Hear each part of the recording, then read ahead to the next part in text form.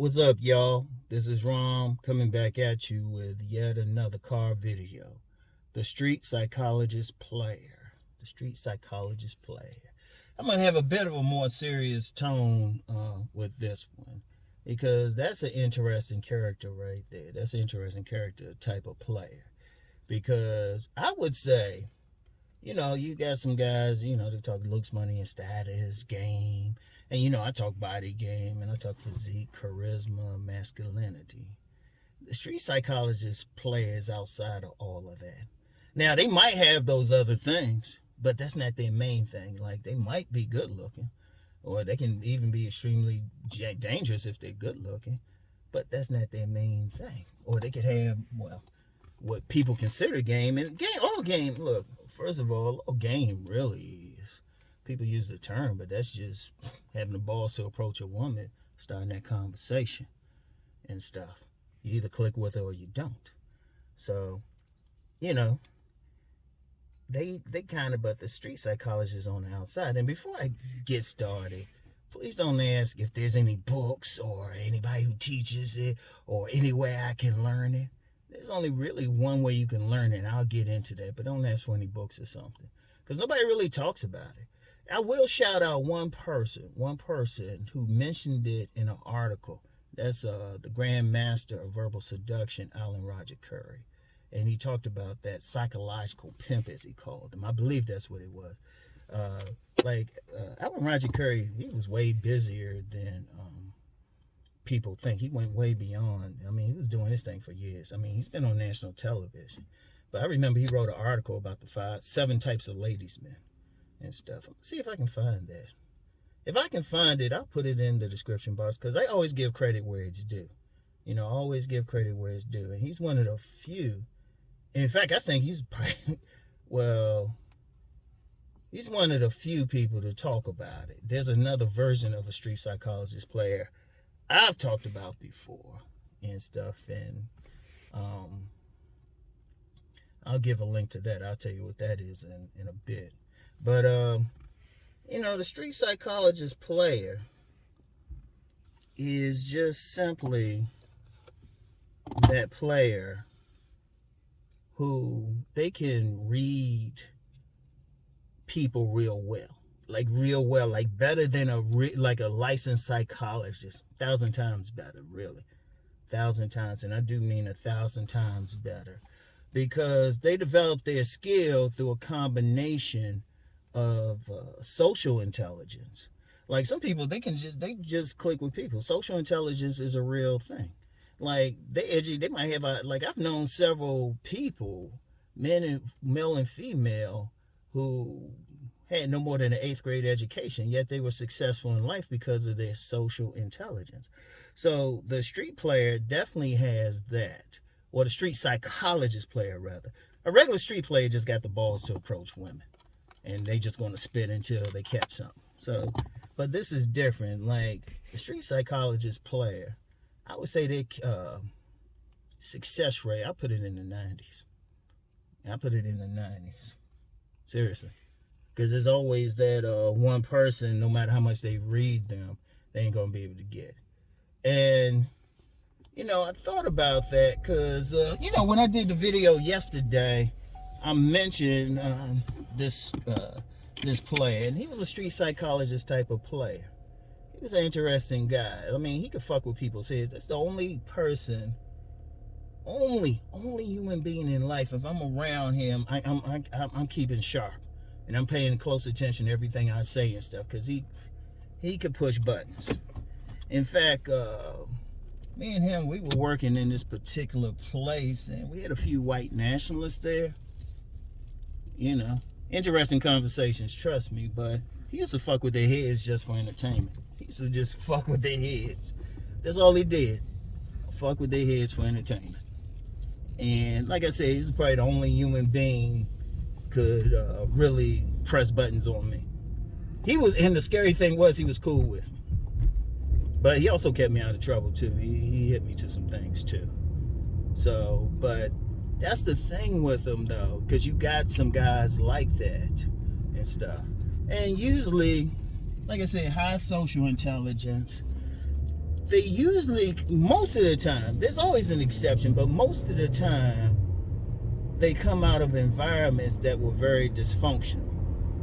They came out of very dysfunctional environments. You know, the type of environments where they basically had to be on some survival stuff. They had to think like a survivor. They had to read people just to live. Like like I always tell people, and some people are familiar with the area. When I grew up in Southeast DC. In fact, somebody recently said it hadn't changed much around there. Now, I had to just be able to just read people just to survive, because we were right there by a mental institution. Had crazy people in the neighborhood. You know, you had stick up kids. You had some straight up rapists, and they ain't care about attacking little kids or anything. So shoot, you even had some women who would try to rob you. So you had to pay attention to stuff. When you get somebody in that environment, usually, well, there'll be one of three things. One, they're the victim. They'll be the victim, constantly bullied and everything. And there's a lot of guys who in those places who've gone through that. Indeed, that's part of the hatred against Pookie and Ray Ray. Really. But then you get the predators, they the bullies, they the ones taking shit. But then you get some people in the middle, and they kind of avoid stuff because they know how to push the right button on somebody. They know how to read it. They can look at somebody like the men and women on that street psychologist thing, even though I'm talking about the street psychologist player. The men and women on that street psychologist tip, you know, they know how they can sit there and look at it. It's like if you ever encounter one, it's useless to try to lie to them because they're reading right through your lies. They reading right through your lies.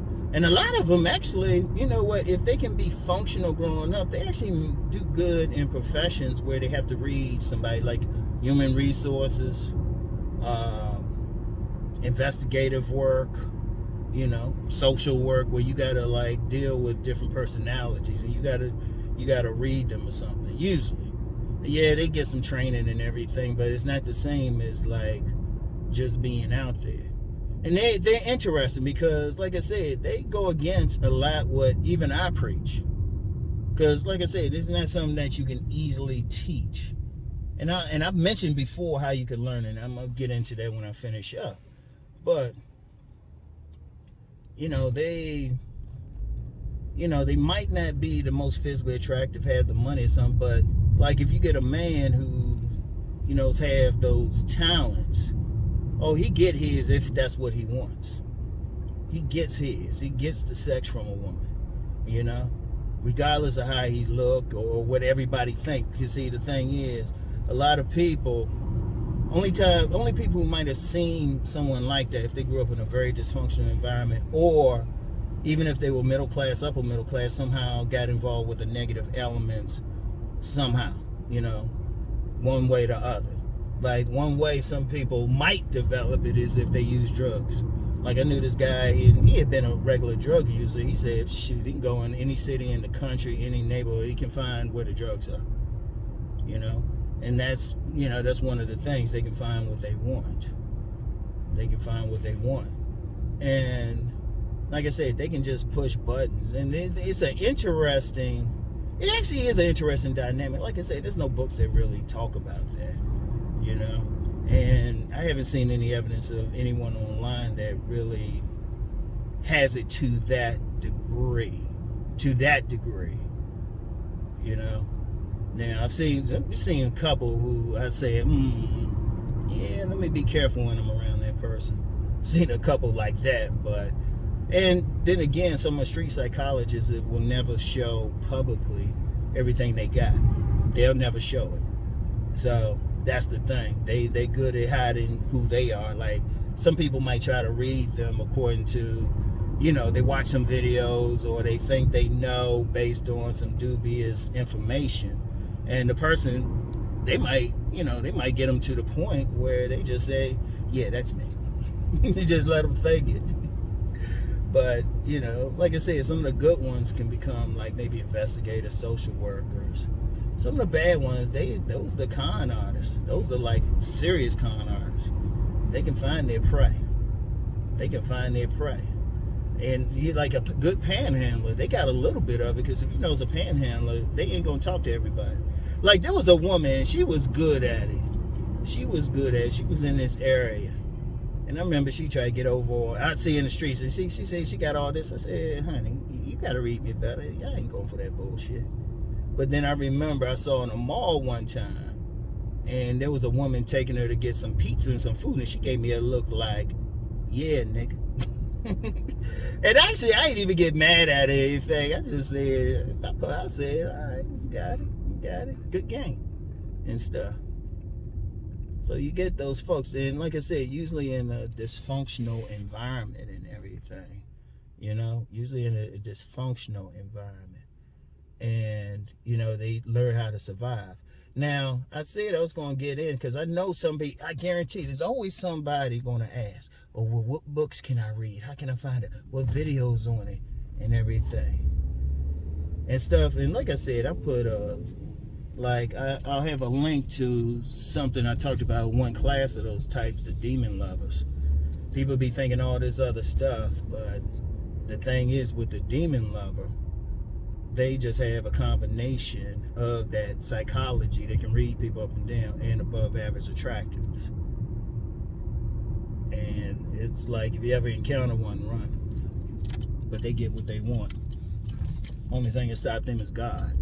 So, but, the best only way that you might, and I'm emphasizing the word might, be able to develop that talent, that skill, only way that you might. All right, so hold on. Let me get this good spot right here. Hold on. I gotta look down here because I got this thing right here. Only way you might develop it. Hold on. Let me do this because I got a car behind me, so I can't be messing around too much. All right. Yeah. Sliding nice and easy. I wonder if anybody gonna pick up that reference. Anyway, only way that you might be able to develop it, and I mentioned this before because I talked about the way to truly become red pill, and I mean it right here too. The reason why I know this because I know somebody actually did this, and she's at another level. But you would have to. Only way you would have to like sell everything you have. Cut your safety net, everything. Get a one-way bus ticket to some city that you've never been to, don't have any relatives in. Got, find the rough area in there and just go there and live. And start with, I'll be fair, start with $100 in your pocket and drop off. In a year, you either going to be dead, or you will quit the experiment, or you'll start learning something because you put in a position where you have to read people to survive. See, one of the things when you're in dysfunctional environments, the key is reading people because it's a jungle environment. When I say a jungle, it's eat or be eaten, dog eat dog. If that woman is approaching you or being friendly, and this ain't on like what some people be thinking. It was like, hold up, she trying to get over on you. Like, a lot of guys worry about a woman trying to get money. That slick woman, that street psychologist woman, she might not even hit you for money. She'd be real friendly to you. She might even hook you up with some money or something till she wants something, because she probably getting money from other sources anyway, so she don't need that. She's thinking long term. Because, see, the thing is, when you're in a social environment, and you, especially a dysfunctional one, you got to pay attention to every little thing. Like, every little thing. You can't be on some fantasy thing. You can't be like all this stuff. Let me use an example. Let me use the Chad example. If you put a Chad in some dysfunctional environments, some guys think, oh yeah, the women go crazy. No, they'll be, because the woman especially in the dysfunctional environment, she'll say, all right, he real handsome and stuff. The first thing, she want to know if he got money. She might not want sex with him. She want to know how much money he got, what he got. Like if he's from like an upper middle class background or something, he don't got that street sense. She'll be like, all right, he real handsome. I know all these, they'll be like, yeah, all these women probably telling me he cute and everything. All right, I'm gonna fuck with his head. I'm gonna fuck with his head. And then fuck with his head and then be nice to him. All of a sudden, he giving me money. Because then it's making him feel good. And he'll be like, damn, what the fuck? That's how dangerous that shit is.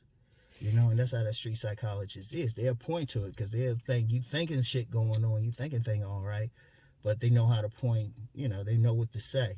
There's fact that street psychologist type, male or female, they very good at listening because they'll let you tell them what your weakness is. You know?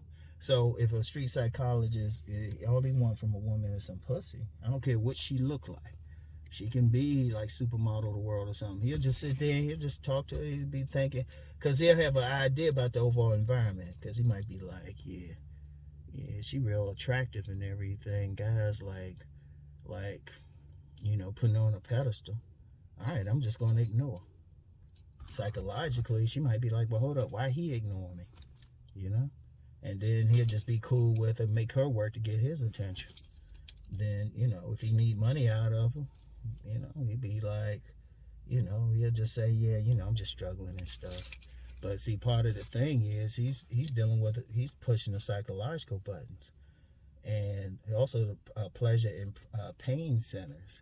See, he'll mess with her vanity or something, you know? Like he's not doing what everybody else is doing, so that's intriguing her. She's used to it. All of a sudden, this guy ain't. It'll make her feel a certain way. So, you know, so all of a sudden, whatever he needs from it, like if he wants sex, shoot, he might get it to the point, hey, boom. If he want money or a place to sleep, boom. But like I said, like a lot of guys will try to be technical. See, and here's the problem. You have to, only way you can learn it is the way I said.